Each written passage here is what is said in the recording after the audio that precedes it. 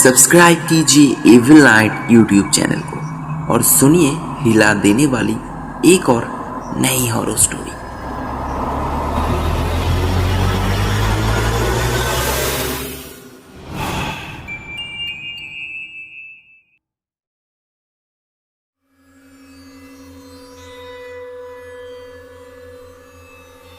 वो रात एक पूर्ण चंद्रों की रात था। अंदाज रात 3 बजे होंगे। कुछ ही दिन बाद मेरे एग्ज़ाम था और इसलिए मैं अपने कमरे में बैठ के पढ़ाई कर रहा था। घर की सभी लोग सो गए थे। अचानक छत की ऊपर से कुछ इस तरह की आवाज़ आना शुरू हुआ जैसे कुछ लोग छत पर घूम रहा है। मैं काफ़ी घबरा गया और सोचने लगा कि इतनी रात में छत पर कौन हो सकता है। मैं और मेरे अंकल एक ही कमरे में रहते हैं। लगभग 3 से 4 मिनट तक वो आवाज़ होने के बाद मैं अपने अंकल को नींद से उठाया और उस आवाज़ को सुनाया। कुछ देर तक ध्यान से अंकल उस आवाज़ को सुना और फिर हंस के मुझे कहा कि कोई बिल्ली शायद चूहा पकड़ रहा होगा। ये कहकर अंकल फिर से नींद में डूब गए और मैंने देखा छत पर वो घूमने की आवाज़ अब तेज दौड़ने की आवाज़ में बदल गई है। एक चीज़ देखकर मैं काफ़ी आश्चर्य हुआ कि मुझे थोड़ा भी डर नहीं लग रहा, बल्कि ये देखने की इच्छा हो रहा है कि इतनी रात में छत पर कौन घूम रहा है। किचन की दीवार पर छत की दरवाजे की चाबी रहते हैं। मैंने देखा घड़ी पे 3:30 बज रहा है। मैं घर से बाहर निकला और छत की दरवाजे की चाबी को उठा लिया। मेरे घर से निकलते ही बाएं तरफ ऊपर जाने की सीढ़ी है। सीढ़ी पर चढ़ने के बाद भी मैंने देखा मुझे बिल्कुल डर नहीं लग रहा।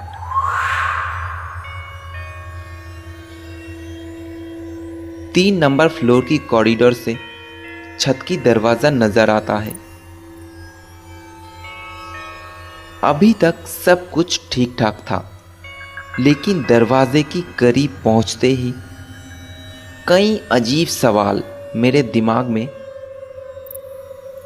घूमना फिरना शुरू किया। मैंने देखा दरवाज़ा बंद है और ताला भी सही से लगा हुआ है। दरवाज़ा भी बंद और ताला भी लगा हुआ, तो छत पर आवाज़ कौन कर रहा है? एक झटके से दरवाज़ा खोलकर मैं छत पर चला आया और मैं आते ही वो सारी आवाज़ अचानक से बंद हो गया। कहीं पे और कोई आवाज़ नहीं। चारों तरफ एकदम सुनसान। चांद की रोशनी से चारों तरफ सब कुछ साफ दिखाई दे रहा था। हमारे घर की ठीक एकदम सामने समीर अंकल की 4 मंजिला घर है। समीर अंकल उस बिल्डिंग की 4 नंबर फ्लोर पर रहते हैं, इसलिए उनके कमरे से हमारे बिल्डिंग की पूरे छत साफ दिखाई देते हैं। मैं छत की चारों तरफ देखा, कहीं पे कोई नहीं था। मैं काफ़ी घबरा गया। फिर मैं पानी की टैंक के पीछे भी देखा, कोई नहीं। इस बार मैं महसूस किया कि मुझे थोड़ा थोड़ा डर लगने लगा है। इसके बाद कई बार मैं अपनी चारों तरफ ठीक से देखा और फिर दरवाज़ा बंद करके धीरे धीरे नीचे चले आए। मैं जब कमरे में आया तो देखा कि मेरे अंकल अभी भी गहरी नींद में सो रहा है। मैं फ्रिज से एक बोतल पानी निकाला और एक गिलास पानी पिया। सो जाएंगे ये सोच के जब भी कमरे की लाइट को ऑफ किया, तब भी छत की ऊपर से वो दोहराने की आवाज फिर से आना शुरू हुआ।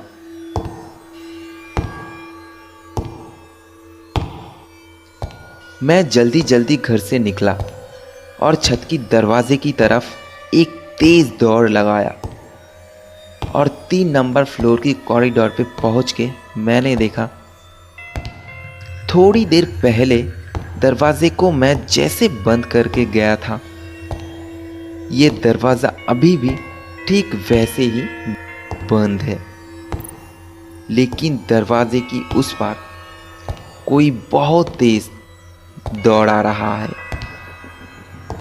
मैं धीरे धीरे दरवाज़ा खोलकर ऊपर आ गया।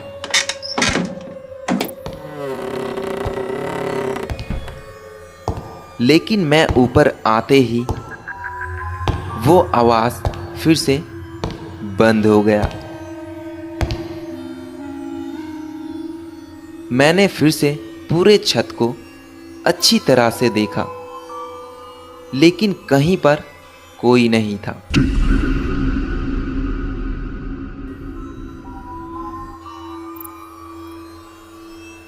इस बार मुझे ऐसा लगा जैसे मैं पागल हो चुका हूं।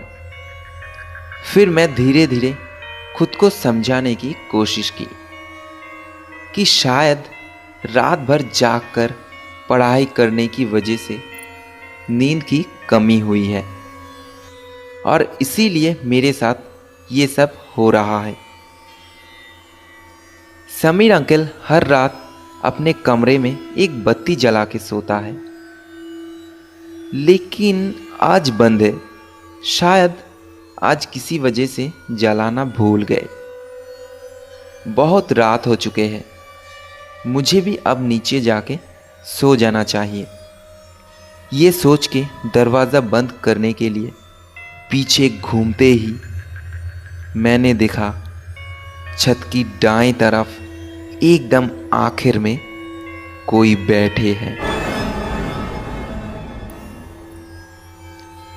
उसे देखकर मेरे शरीर की सारे बाल खड़े हो गए, क्योंकि अभी भी मैंने देखा छत पे कोई नहीं था। तो 10 से 15 सेकंड के अंदर वो यहाँ कहाँ से आया? अनजान किसी डर से मेरा पूरा चेहरा पसीने से भीग गया। मैं किसी तरह पूछा, कौन है? कौन है वहाँ?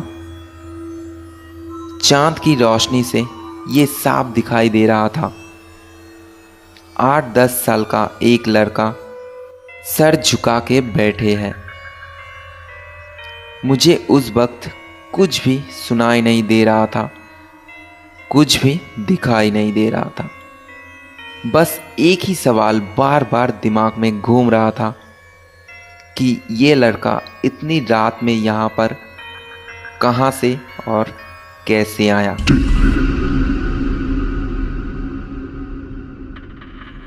मैं फिर जोर जोर से चिल्ला के पूछा उसे, कौन हो तुम? कौन हो तुम? अरे बताते क्यों नहीं? कौन हो तुम? ऐसे 3 बार चिल्लाने के बाद वो अपना सर उठा के मेरी तरफ देखा, और वो अपना सर उठा के मेरी तरफ देखते ही मैं जहां खड़ा था वहां से 2 कदम पीछे चले आए, क्योंकि उसका जो चेहरा था वो दिखने में बहुत ही खतरनाक था। मैंने देखा उसका पूरा मुंह पूरे के पूरे सफेद है और उसका 2 आंख एकदम खून की तरह लाल है और कोई इंसान बहुत देर तक पानी के अंदर रहने के बाद जैसे उसका चेहरा फीके बन जाते हैं, मैंने देखा इसका चेहरा भी ठीक वैसा फीका है।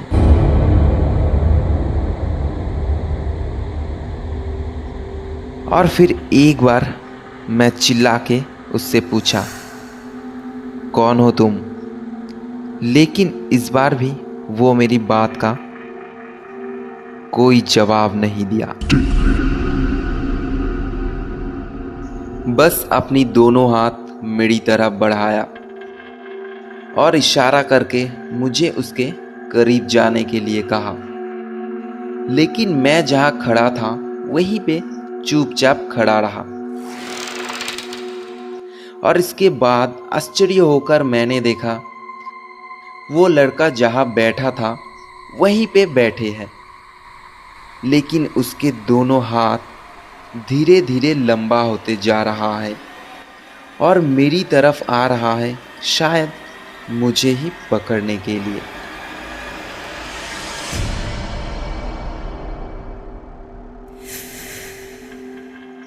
इसके बाद कैसे मैं वहां से नीचे अपने कमरे में आया ये मैं बता नहीं सकता।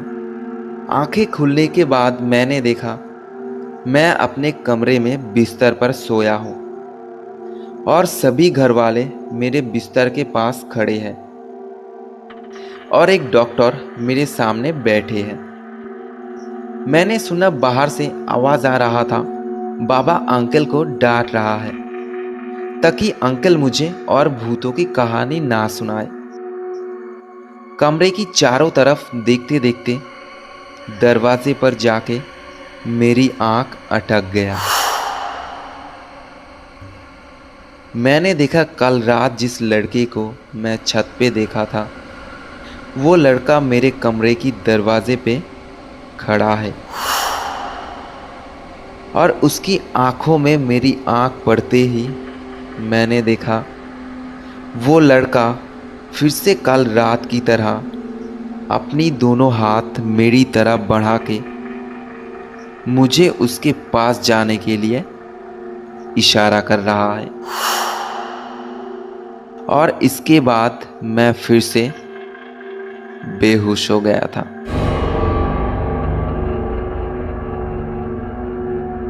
उस बार मुझे बहुत दिन तक अस्पताल रहना पड़ा था। अस्पताल से छुटकारा लेकर घर आने के बाद 1-2 महीना चला गया, लेकिन उस लड़के को उस दिन सुबह के बाद मैंने कभी और कहीं नहीं देखा। अगर ये कहानी यही ख़त्म हो जाते तो शायद मैं ये सब कुछ भूल जाते, बस अपनी नज़रों की गलती समझ के। लेकिन इस कहानी की थोड़ा और हिस्सा तब भी जानने में बाकी था मेरा। अस्पताल से घर आने की काफ़ी कुछ महीने बाद उस समय मेरा शरीर पूरे के पूरे ठीक हो चुके हैं। एक दिन सुबह अंकल मुझे एक अजीब बात बताया। अंकल ने कहा उस दिन सुबह मुझे अस्पताल भर्ती करके घर आने के बाद अंकल ने देखा हमारे मोहल्ले की कई लोग समीर अंकल की घर के सामने खड़ा है और वहाँ एक पुलिस गाड़ी भी है। अंकल एक आदमी से पूछा यहाँ क्या हुआ है, और उन्होंने अंकल को बताया इस बिल्डिंग की मालिक समीर सिंह को आज सुबह अपने ही कमरे में मृत पाया गया है।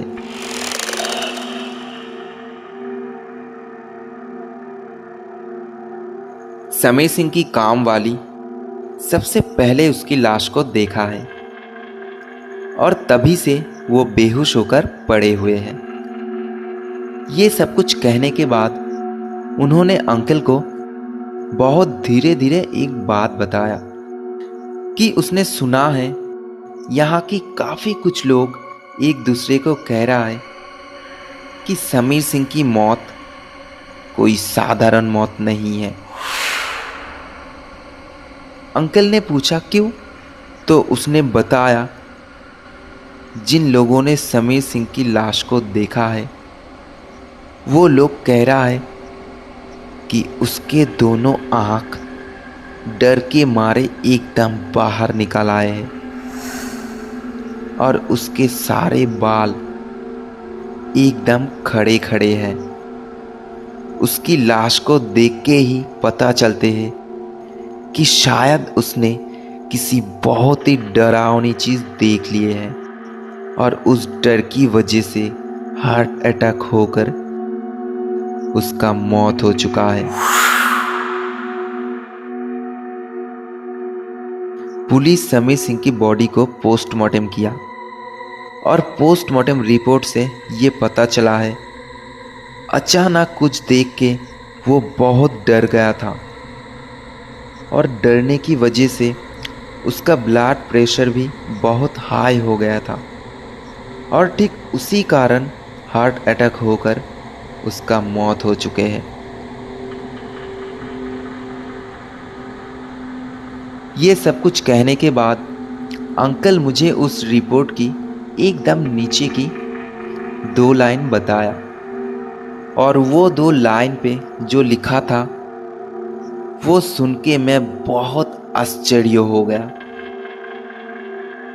क्योंकि समीर अंकल की मौत उसी रात हुआ था जिस रात मैंने उस लड़के को हमारे छत पे देखा था।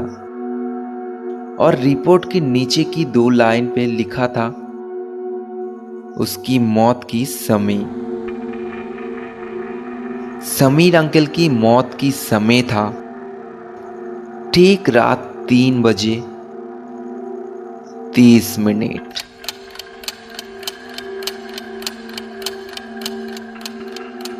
मैं राहुल और ये थी आज की कहानी भयानक रात।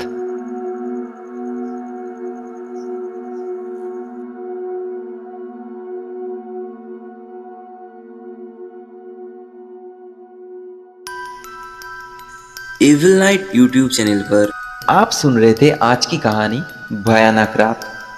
ये कहानी आपको कैसा लगा नीचे कमेंट बॉक्स पर लिख कर बताना। और अगर आपको ऐसी डरावनी कहानी सुनना अच्छा लगते है तो हमारे चैनल एविल नाइट को ज़रूर सब्सक्राइब कर देना और साथ साथ साइड वाले बेल आइकन को भी प्रेस कर देना ताकि आपको हमारे हर कहानी की नोटिफिकेशन सबसे पहले मिल जाए।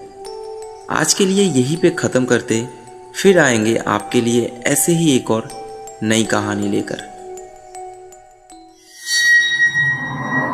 डर की एक सच्ची कहानी एविल नाइट में राहुल के साथ।